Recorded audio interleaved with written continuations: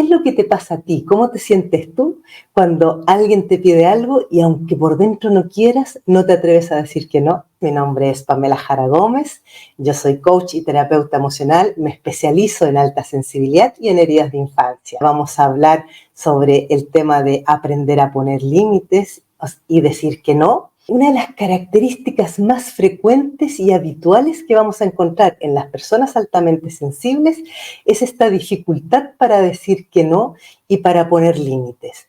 Sin embargo, no es una característica exclusivamente de las PAS. Esto le ocurre a muchísimas más personas que no necesariamente tienen el rasgo de alta sensibilidad, pero que sí, en cambio, les cuesta la vida decir que no y ponerle límites a los otros. ¿A qué se debe esto? Básicamente a las heridas de infancia que no han sido sanadas.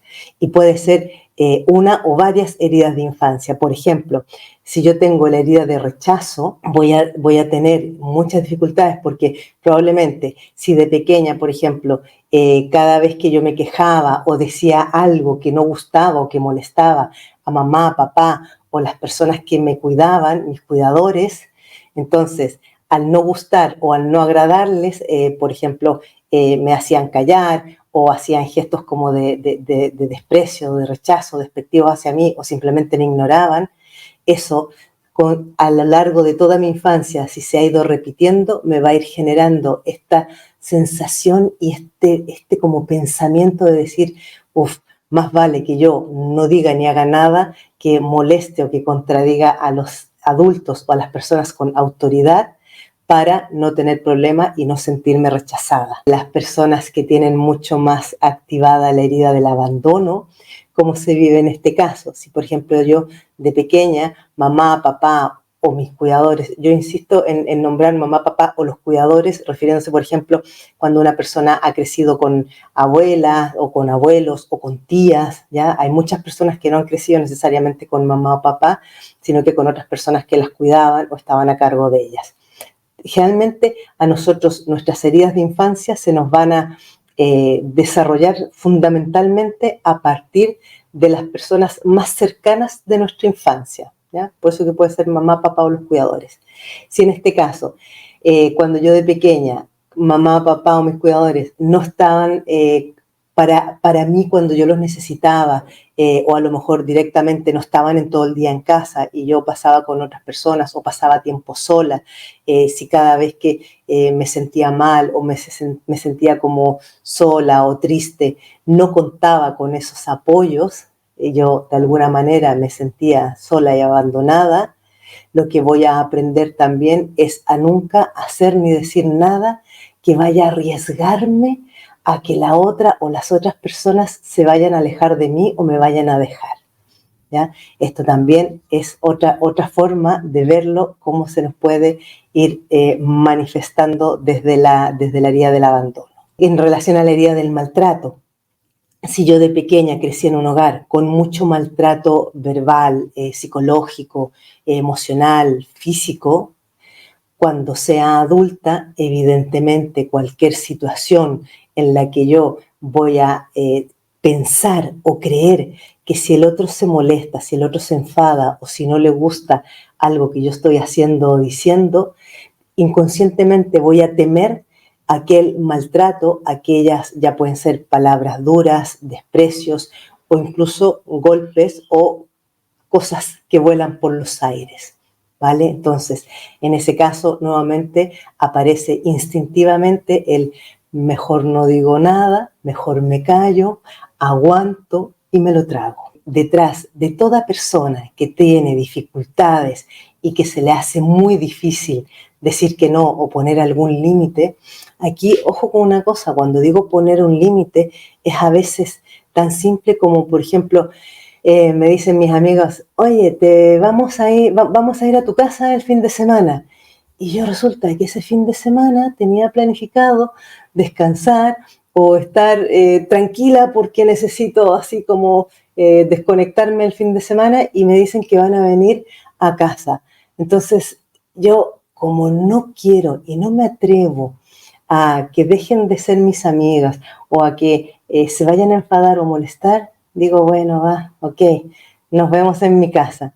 Eso es una dificultad seria para poner un límite. Muchas veces poner un límite no es decirle al otro, oye, no pases de aquí, sino que poner un límite es respetarme a mí misma. Os recuerdo que os podéis suscribir a mi canal YouTube y uniros a las membresías, porque estamos este jueves 18 hacemos otro taller grupal, que son tipo terapias grupales exclusivamente para miembros, donde vamos a trabajar justamente el cómo comenzar a sanar las heridas de infancia. Así que estáis invitados. Quienes estéis en YouTube o quienes vayáis a mi canal YouTube, en la parte de abajo del vídeo encontraréis un botón que dice unirme. Como os iba comentando, cuando nosotros tenemos estas serias dificultades para poner límites y decir que no, siempre hay detrás, aparte de las heridas de infancia, apegos inseguros. ¿Por qué apegos inseguros? Porque, bueno, aparte de que el apego inseguro nace y se forja en la infancia, nuevamente, cuando yo, por las razones que sea, no he sentido el apoyo, el cobijo, la protección, el cariño, el afecto de mamá o de papá o los cuidadores, cuando yo no he sentido eso de pequeña, voy a crecer con mucho, o sea, acordaros que apegos inseguros tenemos el apego evitativo y el apego ansioso y el desorganizado. O sea, si yo, por las razones que sea, desarrollo esta sensación como de tengo que arreglármela sola, tengo que ser súper independiente, no tengo que depender de nadie, voy a desarrollar un apego evitativo.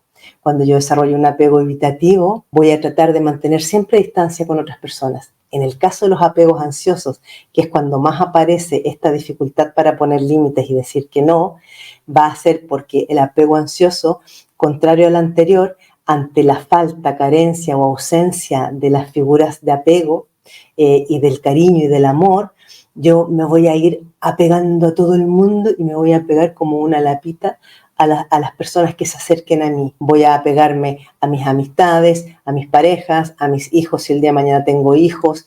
Incluso voy a generar apegos muy probablemente en los contextos laborales. Como mi historia de infancia y mi mayor dolor y herida ha sido que yo no he contado con ese abrazo, con ese cariño, con esa protección, lo que me va a ocurrir, evidentemente, es que cada vez que alguien me pida algo o me diga de hacer alguna cosa, aunque yo no quiera, aunque no me siente bien, yo voy a decir que sí de todas maneras, porque por ningún motivo quiero que se alejen, quiero que me vuelvan a abandonar, quiero que me vuelvan a dejar. Por eso que la dificultad para decir que no y para poner límites está directamente relacionada con los apegos inseguros y las heridas de infancia. Cuando nosotros logramos comenzar a sanar nuestras heridas y cuando logramos empezar por fin a empoderarnos, a tener confianza en nosotros mismos, es cuando vamos a poder empezar con mucha más facilidad a poner todos estos límites y a decir que no. En el caso, por ejemplo, de las personas altamente sensibles, ¿por qué nos cuesta tanto poner límites y decir que no? Aquí se nos cruzan dos aspectos. Una, que la mayoría de las PAS, ya sea desde el hogar o desde las experiencias de nuestra socialización en la infancia, nos hemos sentido mayoritariamente discriminadas, apartadas, que no encajábamos, que nos trataban de maneras diferentes, que se burlaban de nosotros, que nos hacían bullying.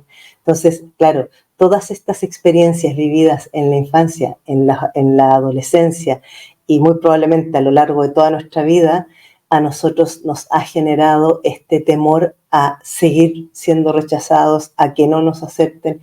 Por eso que aceptamos y toleramos tantas cosas. A lo que se suma, además, nuestra alta empatía. Por lo que si una amiga me dice, ay, puedes venir a mi casa porque he roto con mi pareja y necesito desahogarme, y resulta que yo estoy hecha polvo y necesito descansar, pero como mi amiga está tan triste y está tan deprimida porque ha roto con el novio, yo como que me echo a la espalda todo mi cansancio, todo mi agotamiento y digo, bueno, voy para allá y me sacrifico. ¿Por qué? Porque percibo el dolor de la otra persona y siento lo mal que está y es como que me gana el tema de la empatía. Eso es súper frecuente en las PAS. 3 tips para comenzar a trabajar y a sanar el tema del aprender a decir que no y a poner límites. El primer tip que os voy a compartir aquí es que antes de aceptar o de hacer lo que otros te pidan, pregúntale a tu yo interior si aquello que te están pidiendo que hagas o lo que sea, te va bien a ti, si te apetece, por ejemplo, hacerlo, y si aquello no te está privando o limitando de algo que tú tenías pensado para ti mismo. Yo tengo pensado irme el día sábado a la montaña o andar en bicicleta porque necesito desconectar, necesito descansar y necesito un poco de aire libre y naturaleza. Entonces ya me he planificado mi día sábado y resulta que el día viernes por la noche o viernes por la tarde me llama mi amiga y me dice, ay, podemos quedar mañana, te puedes venir para mi casa porque he roto con mi pareja y me siento fatal y necesito estar acompañada y conversar con alguien.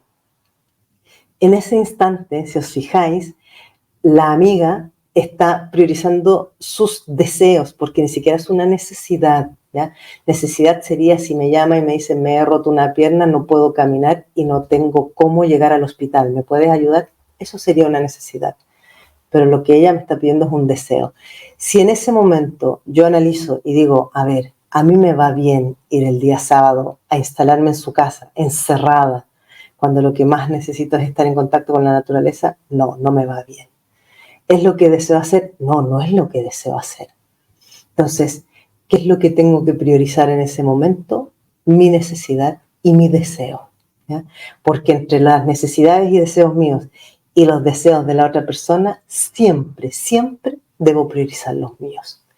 Y no es ser egoísta, es tener amor propio y es autocuidado, ¿vale? Porque si yo estoy bien, a lo mejor el día domingo sí la puedo ir a visitar y voy a estar mucho más contenta y más relajada. Antes de decir que sí o aceptar cualquier cosa, observa si los deseos del otro no chocan o pisan necesidades o deseos tuyos. Está relacionado con lo que decía antes. Muchas veces las personas, por ejemplo, esto es muy habitual en las familias, donde hay varios hermanos, pero hay una sola, generalmente es una mujer, generalmente, también ocurre con los hombres, ¿vale? Hago el alcance. Pero hay una hija que es la que hace todo por los padres y se encarga de todo por ellos. Y cuando ella necesita, por ejemplo, ir al médico o hacer, o por último, irse de compras o hacer alguna cosa para ella y le pide a alguno de los hermanos que ellos se hagan cargo, se hagan responsables de los padres por ese día, los hermanos le dicen, no, no, yo tengo mis cosas que hacer. Entonces, ¿qué es lo que hacen estas personas? Sacrifican lo suyo porque el deseo del hermano es hacer lo suyo. Pero resulta que a mí me están pasando por encima porque los padres son de ambos. Hay que tener mucho cuidado con esto. Es muy habitual las personas que no saben decir que no y no saben poner límites, que tengan este tipo de problemas familiares. Suelen ser las que están hasta el final de los días con los padres, aunque hayan sido las menos queridas y las más maltratadas. Y luego cuando alguien te pida algo, antes de responder, pregunta, ¿hay algo que me gustaría o desearía que sucediera con esa persona o que esa persona hiciera? Por ejemplo, muchas veces cuando, por decir algo, mi jefe me dice, necesito que te quedes hasta más tarde hoy día. Y yo acepto, en el fondo, muy en el fondo, ¿qué es lo que me ocurre? Yo estoy todo el rato esperando la aprobación de mi jefe, el reconocimiento de mi jefe, que mi jefe me diga, qué buena que eres, o qué bien que lo haces, que le diga a los demás, mira qué buena trabajadora que es. Muchas veces nosotros nos quedamos esperando algo de otros que no necesariamente son cosas materiales, la mayoría de las veces son reconocimiento o afecto o valoración. Y tendemos a hacer lo que sea por esas personas o cuando esas personas nos piden algo, porque sin darnos cuenta inconscientemente seguimos esperando aquello. Es el caso que daba justo antes el ejemplo de la hija, que es la única que está cuando los padres necesitan algo y no hay ningún otro hermano disponible. Esa hija generalmente es la que sigue esperando que mamá o papá le digan qué buena hija que eres, Tener en cuenta esto, yo os lo sugiero, os lo recomiendo, os va a ayudar mucho para poder comenzar así de a poquitito los primeros pasos para empezar a poner límites y a decir que no. Primero yo, primero mis necesidades, primero mis deseos, si son para mi autocuidado, y entonces después los demás. No se trata de ser borde ni de responder de malas maneras, pero se trata de respetarnos.